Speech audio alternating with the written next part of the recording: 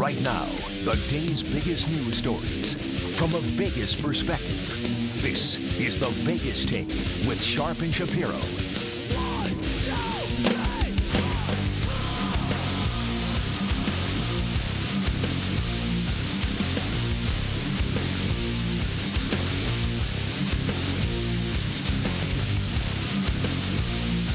What's up, everybody? Welcome. It is the Vegas Take, Sharp and Shapiro.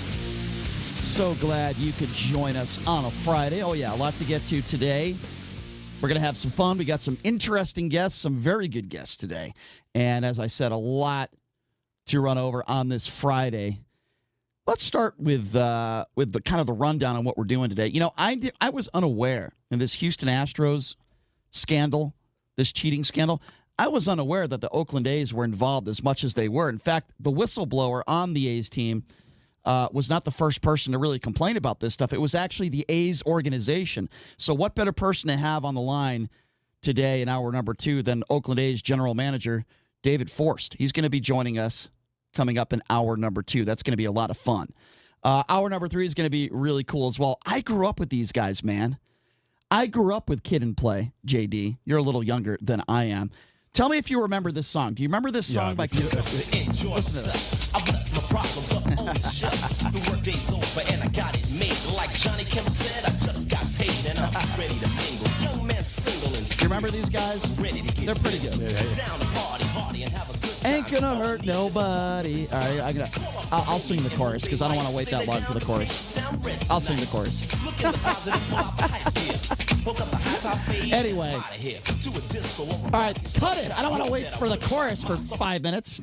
Anyway. Keep rolling. I want to hear more. House party. That's right. There we go. Thank you. Just waiting for the payoff. Ain't gonna hurt no. Anyway, all right, that's enough. Not gonna hurt anybody. All right, that's enough Kid and Play. That's enough Kid and Play. Anyway, Chris Reed is Kid from Kid and Play. You remember those movies he did back in the day, the house party movies? Awesome. He's going to be joining us in studio. He's actually doing stand-up comedy now.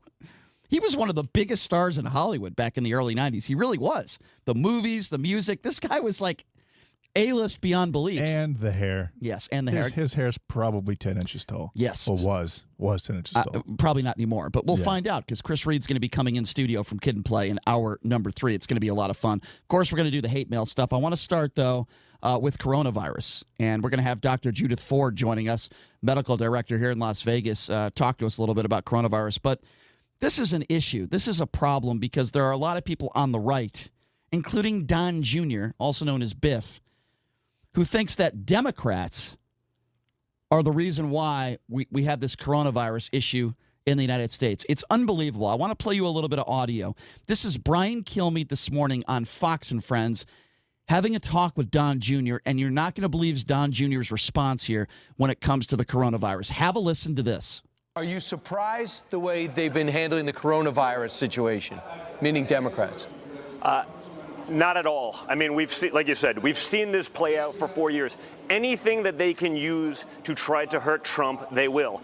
Anything he does in a positive sense, like you heard from the reporter that was just suspended from ABC, they will not give him credit for. The playbook is old at this point, but for them to try to take a pandemic and seemingly hope that it comes here and kills millions of people so that they could end Donald Trump's streak of winning is a new level of sickness. You know, I don't know if this is coronavirus or Trump derangement syndrome, but these people are infected badly. To run that in the New York Times, this isn't Vox. This isn't one of these, crazy left-wing journalists. This is the New York Times writing this with seriousness. It's truly sick. Now, those same Democrats last week when my father shut down travel to and from China were saying, it's an overreaction. It's a disaster. You're being xenophobic. Now they're flipping that. I mean, they can have it both ways because no one in the media will actually cover themselves honestly. And that's what's going on. And I think the American people have seen it for what it is. And it's an absolute travesty. You know what an absolute travesty is? Don Jr. ever being born. That's an absolute travesty. That's why I'm not pro-life. Oh, is that why? I want to read part of this quote again that Don Jr. said. It's unbelievable. You want to know what's sickening? Don Jr. and any right-wing nut And by the way, there were some nuts that do radio shows, so-called hosts, that call it the deep state, and that's why this virus is in this country right now. It's a joke. I want to read this quote one more time. For them to try to take a pandemic, now this is Don Jr. talking about Democrats, and seemingly hope that it comes here and kills millions of people so that they could end Donald Trump's streak of winning is a new level of sickness. First of all, what I would say to Don the Idiot Jr., where is your proof that you can find me one Democrat in office that hopes millions of people in this country die so Donald Trump is not elected in 2020? He has zero proof to back up that ridiculous radical claim. And by the way, he is not the only person saying things like that. For the son of the President of the United States to make a claim like that is beyond irresponsible, idiotic.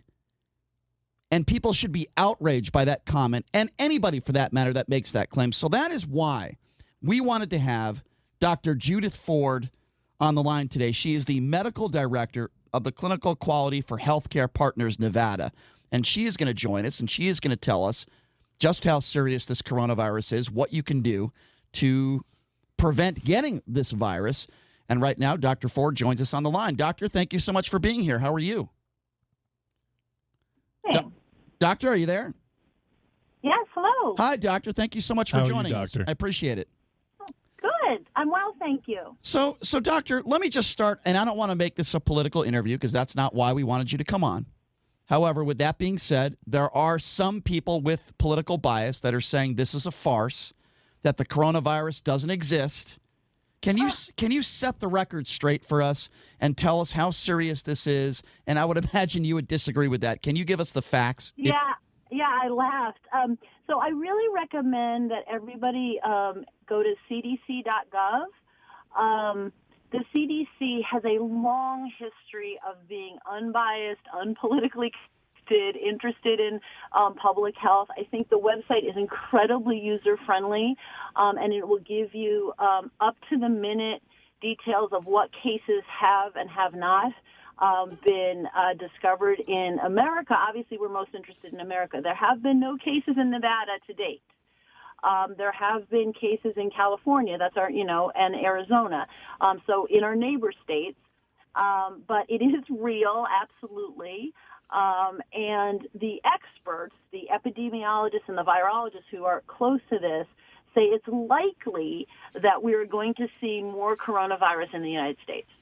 So, you walk around the casinos in Las Vegas and you see all these people wearing these masks and stuff. And from what I understand, that doesn't necessarily help you. Can you talk a little bit about that and why there are so many people in this city, particularly in casinos, wearing these masks? And what do you think about that? Yeah. So let's talk about absolutely who should wear a mask. If a patient is sick and they show up at one of our clinics or they show up in the emergency room, we mask them, right? So sick people should certainly wear a mask to keep spreading anything they have, the flu or a cold or the coronavirus, to other people. What you're talking about is should the general public walk around with masks? And right now, the CDC is saying we don't think it's very helpful. First of all, those surgical masks talking about have gaps on the sides. Those rectangular ones have gaps on the sides. They don't completely surround your mouth and face. Second of all, people are fidgeting with them. They're putting their hands on them. They're taking them off. So we don't want people to be touching their hands to their face, right? That's how you get viruses and flu. So, it's not clear how much they're actually helping. So a city like San Francisco, who has not had any coronaviruses diagnosed in their city, but they have a high Asian population, they have a high homeless population, they declare a state of emergency for the coronavirus. Do you think that other cities with high Asian populations and high homeless populations should do the same thing? That's interesting. So right now, it seems like travel history is the issue.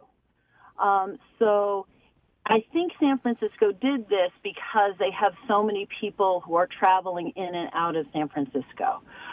So it's really more about travel history than it is ethnicity. So any city that's seeing a lot of people coming and going from Asia,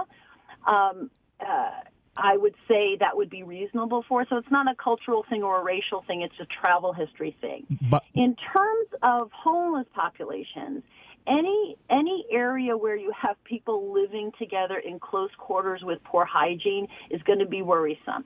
So even the cruise ship in Japan, it turned out quarantining those people in that cruise ship probably wasn't the best idea, because you just created a mass area for people to infect each other. So any area that has a lot of people congregating, so that would be prisons, that would be homeless encampments, that is going to be a higher risk for disease. So it's not about targeting the homeless or targeting Asian populations. It's about travel history and public gathering places. Now, by that logic, considering Las Vegas has 1.1 million people visiting here every single week, and we are considered the tourist destination of the world at this point, would that logic apply to us? Should we possibly follow through with something like that? I think maybe at some point. I don't think we're there yet. Again, we haven't had a single case in Nevada. Again, homeless people in prisons and stuff live together. In the casinos, we're not living with each other, right? We have our own rooms and our own hygiene. But, could I imagine a scenario where casinos got shut down eventually? It's possible. It's possible. Certainly in the Asian countries that are seeing high numbers, they have shut down casinos. We know this, right? Mm-hmm. So it's possible. Do I think we're there yet? No. I think it's a possibility. It's a scenario that people need to think about. Sure. I've been talking to a lot of people, kind of run-of-the-mill Vegas citizens about how they should prepare. And I think you should think about what happens if your school is shut down for a couple of weeks, where your kids are going to go. What are you going to do for childcare? If your work is shut down for a couple of weeks, if you do work in a big office building, can you work from home? If you were to get sick, do you know how to reach your primary care physician to get some advice? Mm-hmm. So I think people should be thinking about, those kind of scenarios, short-term disruptions in our normal lives. But I don't think that anybody would advise the Vegas Strip to shut down at this point, again, given the fact that we don't have a single case in Nevada. Right. If you're just joining us, she is Dr. Judith Ford, Medical Director of Clinical Quality Healthcare Partners of Nevada. Okay, so speak to, in layman's terms, idiots like me who don't have the knowledge that you have, clearly. Can you explain to us, what is the coronavirus? Is it like the flu? Is it worse than the flu? Talk to us a little bit about that. Yeah, well, it's a virus, first of all, so it's like the flu as opposed to bacteria. Unfortunately, the coronavirus does not respond to any treatment we have right now. So as opposed to a bacterial infection where you could take an antibiotic. So right now there is no vaccine for the coronavirus. There is no treatment for the coronavirus. So the flu virus, influenza virus, we have developed a vaccine. So could we develop a vaccine for coronavirus? Absolutely. Can we do that in 2 months? No. The science doesn't move that quickly. Right. So it is a virus. There's no vaccine for it. There is no treatment for it. 80% of coronavirus infections worldwide are mild, meaning a person could stay at home and just ride it out. The symptoms they would have would be fever, runny nose, cough. It would feel like a bad cold or the flu. Sure. And so 80% of infections would just ride it out at home and try not to infect other people. 20% of infections are severe and would present with shortness of breath, trouble breathing. And so those people, if they're advised to go to the hospital, would be cared for by the hospital. They would get fluids, they would get supplemental oxygen, they would get, support from a hospital. Again, there would be they wouldn't get treated. There is no treatment. We're not holding back treatment. But those people would need extra hospital support. And then again, those patients would be isolated in the hospital, and people taking care of them would be gloved and masked. Sure. To protect everyone. So does that answer your question? Absolutely, very much so. So I want to ask you this, though. Why do you think that this is affecting the stock market? I know you're a doctor, but why is it getting to that point? I don't know a whole lot about the psychology of the stock market, but it seems to me that, they're reacting to the concept that this could be, after the CDC's announcement, that this could be affect more countries and the global economy. We know we're going to see ripples coming out of China that are only just beginning. I have an iPhone in my pocket, right? iPhone, a lot of the components are made in China. Right. So I think the CDC's announcement this week that it's likely to be in the United States more, that it's likely to reach pandemic levels, I think the stock market has to result. I don't think it's anything real yet, but I think it's a psychological reaction by the stock market. And you mentioned other countries. Actually, the female vice president of Iran was just declared positive for the coronavirus. Her case is relatively mild. Does this virus in particular affect the elderly and young children and those with compromised immune systems like anything else? Well, interestingly, it doesn't seem to affect children as much. And we don't really fully understand why. There's some thinking that maybe childhood vaccinations are somehow having some overlap protection for coronavirus. It seems to be mostly adults. And yes, so people who start off with, adults who start off with a compromised immune system or have, compromised lungs from COPD or emphysema or heart failure seem to be at higher risk, just like anything else. But interestingly, it seems the cases seem to be less shifted to children, which is great. But it does seem to, the worst cases and the mortality, the people who die seem to be people who are immunocompromised. And last question, Doctor. How did this disease actually originate? The conversation is bat soup and something with snakes and something, mixed with basically an infected, diseased vermin into, human food because it's a zootonic disease. What actually happened? Yeah, so they don't. So yes, it probably started in a bat. We don't know how it jumped to humans. We don't know that intermediate part. In the case of the MERS virus, which was the Middle Eastern coronavirus, that was an issue about 8 years ago, the intermediary animal seemed to have been a camel. Wow. That it went from a bat to a camel. A camel. But we don't know which animal it went from bat to human. They haven't really figured that out. But yes, the infected bat seems to have been, or bats seem to have been in a live animal market in the Wuhan province. But I don't think they've worked out exactly. And what happens is these viruses jump from one species to another to another. Well, you know what? It's just an excuse. It's just an excuse, Doctor, so I can tell our producer to stop smoking those Camel cigarettes because I'm going to say he's causing the coronavirus. And right. Very simple. Well, Doctor, let me say. There's 100 reasons to stop smoking, and coronavirus has nothing to do with it. Unless you're the vice president of the United States. Thank you for setting him straight. But Doc. that's a story for another show. Dr. Ford, I really appreciate your expertise. Thank you so much for taking the time to join us. We hope that it stays that way. No cases of coronavirus in the state of Nevada, but we appreciate your help and your expertise on this. Thank you so much. Thank you. Have a good day. You too. Yeah, thanks a lot, Doc. It's amazing. I'm shocked, ladies and gentlemen. This is shocking. Dr. Judith Ford, who happens to be a professional and knows what she's talking about, she didn't mention the deep state for causing the coronavirus. I'm just absolutely, hold on a second. I'm just shocked here. I didn't mention her name, that evil word of Democrats. Did she mention the deep state? Gosh, I'm just so shocked that these right-wing buffoons just might be wrong. She didn't mention the lab 1,000 feet under the ground like Dr. Evil's where they created this virus. It's funny. And spread it upon the world, but decided not to touch the United States. It's funny. She didn't echo any of the same words that Don the idiot buffoon Jr. Mentioned. Don Jr. I'm not angry that Don Jr. was born. I think that was that was one hell of a ridiculous thing to say. No. That being said, and I do think that Democrats and specific members of the left-wing media, they like what's happening with the stock market. The stock market dropping makes Donald Trump's economy look bad, which is I think that a lot of Democrats are happy that the stock market is dropping. Happy that people are dying. Really happy that people are dying. Not happy that people are dying.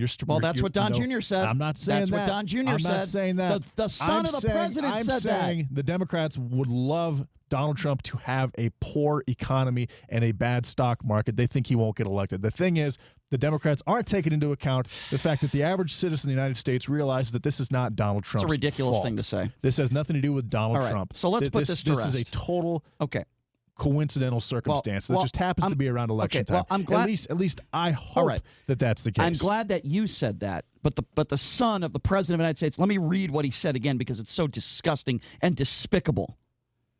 And by the way, there are some right-wing talk show hosts that are using the term deep state. I'm not even going to mention their names because they're nobodies. They don't even deserve Well, let's be real. They're honestly, they're not worth mentioning because they don't matter. That's true. Bottom line. I want to read someone else that shouldn't matter is Don Jr. Okay, sadly. Here's what he said again. He said, and he's talking about the Democrats, to take a pandemic and seemingly hope that it comes here and kills millions of people so that they could end Donald Trump's streak of winning is a new level of sickness.